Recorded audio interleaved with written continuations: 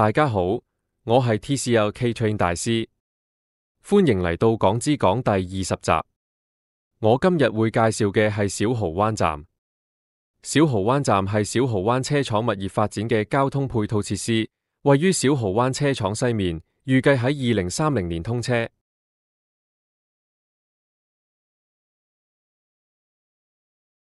喺2020年施政報告中，為咗配合大嶼山未來發展，政府決定喺小蠔灣車廠用地興建上蓋發展。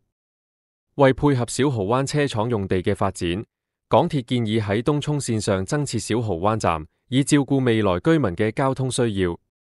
2022年9月23日，發展局及港鐵公司按照呢個計劃達成協議，預計工程喺2023年動工及喺2030年配合首批居民入伙時同步啟用。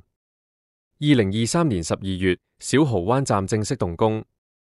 唔知喺小蠔灣站嘅開通儀式嘅嗰一日，你會唔會搭上頭班車呢？